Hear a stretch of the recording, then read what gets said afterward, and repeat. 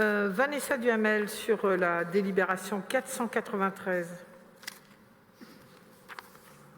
Oui, Madame le maire, chers collègues. Quelques mots très brefs pour partager mon interrogation. Qu'auront pensé Mesdames Ginet, Di et Lowe de l'affiche de l'IPP, Institut pour la photographie, qui orne les murs de notre ville à l'occasion de son week-end d'ouverture? À l'intention de ceux de nos collègues qui n'auraient pas eu à déposer ou à rechercher leurs enfants ou petits-enfants dans nos établissements scolaires, ni visiter aucun établissement accueillant du public devant lesquels elles sont entre autres lieux apposés, je la décrirai sommairement.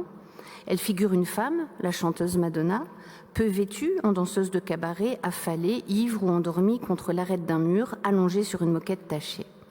Il s'agit d'art, bien entendu, au même titre que l'origine du monde, du peintre Gustave Courbet, que jusqu'alors on n'a pas exposé dans nos abribus. Rien de pudibond dans mon propos, la liberté artistique devant demeurer entière dès lors qu'elle enseigne la liberté. Je sais, croyez-le bien, votre particulière affection pour l'IPP, outil culturel de votre ami Xavier Bertrand, et vous devinez en retour la sympathie naturelle que m'inspire François de Coster, vice-président du Conseil régional chargé de la culture, membre du MODEM et donc tout naturellement élu meilleur maire du monde le 13 septembre dernier dans la catégorie service public. Il ne reste pas moins que nos amis respectifs sont des hommes et qu'il faut parfois leur ouvrir les yeux sur de bien fâcheux stéréotypes. L'art se doit de provoquer, mais aussi d'éduquer.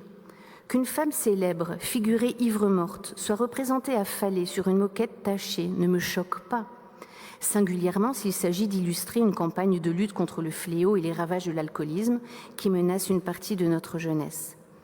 Mais lorsqu'il s'agit en revanche d'annoncer, pour reprendre exactement les termes du site de l'IPP, un week-end festif d'ouverture, j'aurais, je le confesse, préféré une figuration plus gratifiante des femmes partageant un moment de bonheur social. Et au-delà de mes préférences personnelles et de mon goût pour le travail de Bettina Reims, qui ne sont d'aucun poids face à la liberté d'affichage, la dignité féminine y aurait plus largement gagné dans l'esprit de nos concitoyens. Je vous remercie. Je pense que vous vous adressez à la région, donc on fera passer le script de votre intervention à la région. L'Institut de la photographie n'est pas aidé par la ville de Lille, n'apporte aucune subvention et ne met rien à disposition. Donc on fera passer cela à notre ami, comme vous dit Xavier Bertrand. Voilà.